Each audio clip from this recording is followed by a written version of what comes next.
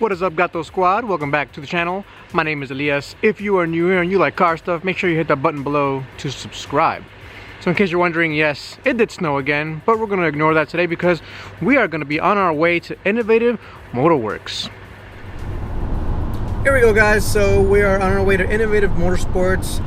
They are a tuning shop that uses Ktuner, and there's a Type R currently there being worked on. And I'm very excited to take a look at what's going on. So what's the update on Ktuner? First, in case you guys missed yesterday's video, my Type R is currently being worked on by Honda of Hackettstown. It should be ready by end of the week, end of this week or early next week.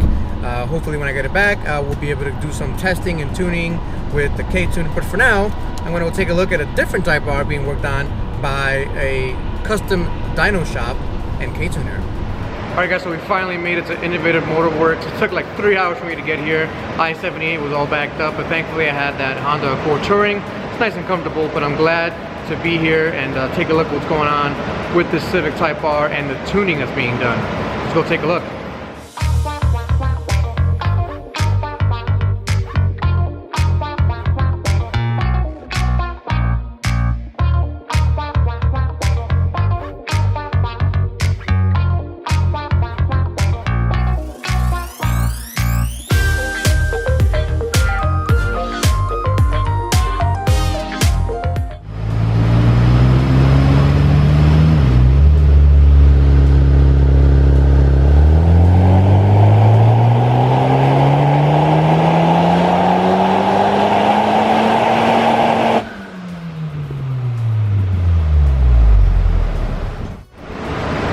Alright guys, so we just did that pull. This is a stage 1 tune with a couple of adjustments custom for Brian over here. By the way, if you don't know Brian, say hello, Brian. He's good. He has a YouTube channel. What is it? B-Turismo. B-Turismo. I'm surprised he has his pants on today because on his videos, he doesn't like to wear pants. I normally don't wear pants because it's too hot, but today it's like 55 degrees in here, so I'm actually a little bit cold. It's not too bad.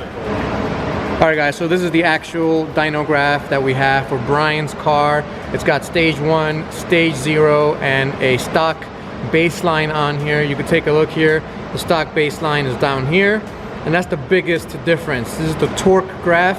So you can see the torque graph for the stock Type R at around 3,000 RPMs. You're going to get around 280 foot-pounds of torque.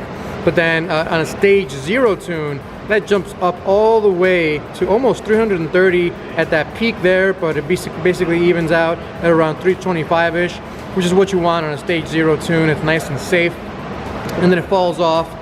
Still better than the stage, than the no tune at all, than the regular baseline, but it's not a very aggressive tune in terms of the torque. And then you see the stage 1 up here, and that'll get you almost 370 foot-pounds of torque, which is a lot. Let's move over to the horsepower line here, and we've got all the way up here, we got almost 350 horsepower, and that's pretty impressive. You can see that down here, the bottom line here is the base map again. So the stage 0 map is right there, and you can see that it's quite a bit of an improvement over that stock map, especially at the lower RPMs. You're definitely going to feel that on the streets, and you're definitely going to feel that even on the track as you're pushing the car. So stage 0 is a safe tune. It evens out the air-fuel ratio. It makes everything a little bit better. The motor runs a little bit better.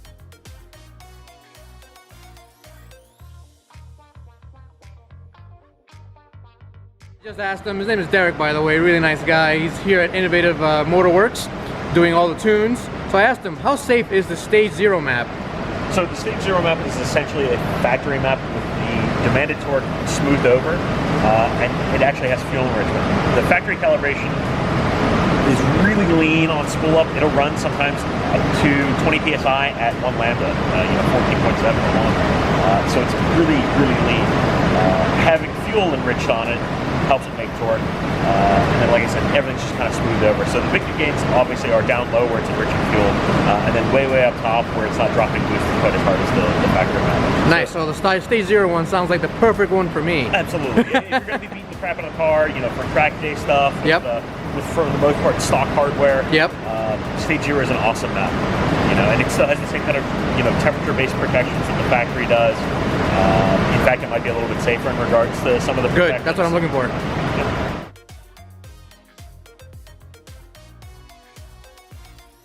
So we spoke about Stage 0, we spoke about a bunch of other things. Let's talk specifically about the Stage 1 tune with the Ktuner. What does it have? What do you think about it, etc.? Sure. So it's a great off-the-shelf map. We helped develop it here with Ktuner themselves.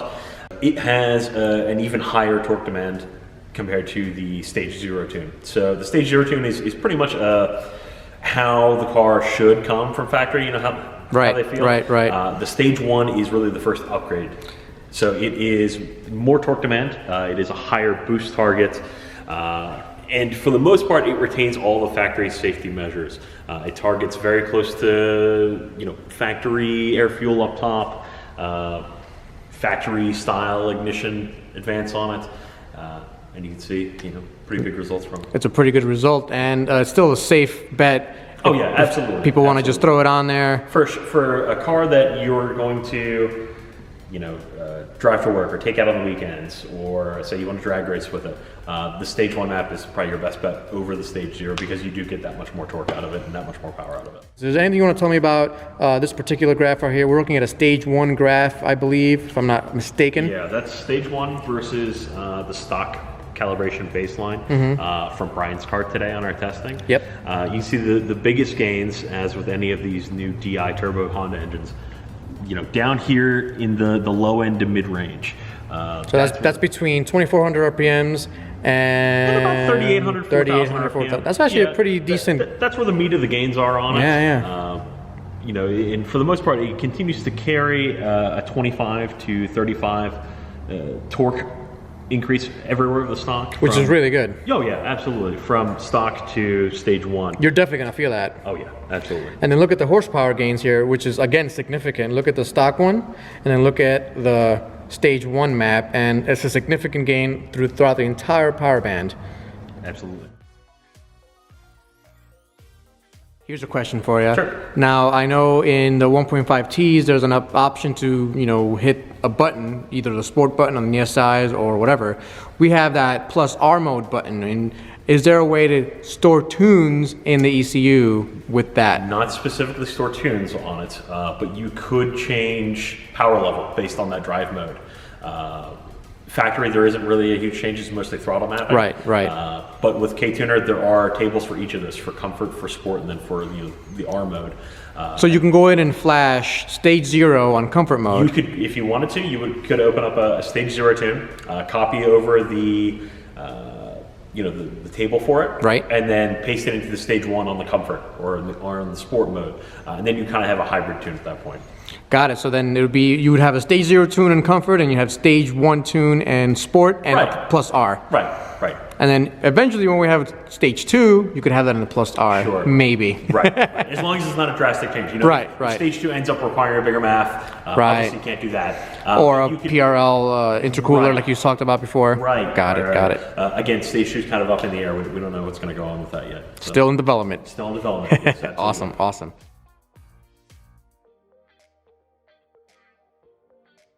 At stock boost level, you don't really see an IET rise. We would start the pulls at 58, 59 degrees. The end of the run, it would still be about 58, 59 degrees. Whenever we go to the Stage 0, there's maybe a 1 or 2 degree increase.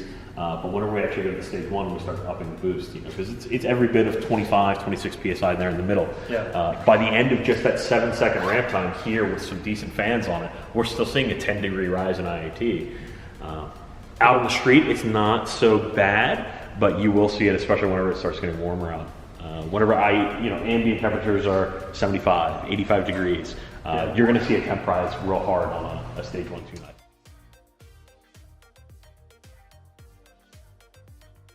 What about flex fuel? I don't see flex fuel being a viable option at this point, just because of the factory fuel system demands. Right. The limitations of it. There was some testing done with an ethanol blend, and there was a little bit of a drop in fuel pressure. At least that's what I've been conveyed information on. So, a true flex fuel like we have for the 1.5Ts might be a little further out. So more development needed. Yeah, a lot of. We don't know if it's possible yet. It may need some parts changes in order to. Right. That's something for people to understand, because people are chomping at the bit. Oh, we need this. There's a lot of people that are talking about wanting to do flex fuel on it. Right. And a lot of people are ignoring. They're kind of oblivious to it because they just they see the 1.5s and they see how big of gains we can go with the flex fuel 1.5 Right, stuff, right. but it doesn't exactly translate into the Civic Type R. To the 2.0 A lot of Ts. those parts, you know, the DI pump, the size of the injectors, you know, they're very similar to the 1.5 stuff. But the 1.5 doesn't make the power that the Civic Type R does, of course even not. out of the box. Right, you know, right. It's 100 horsepower difference out of the box. So to expect the same kind of gains out of the same style fuel system is kind of unrealistic. Won't work. Got it.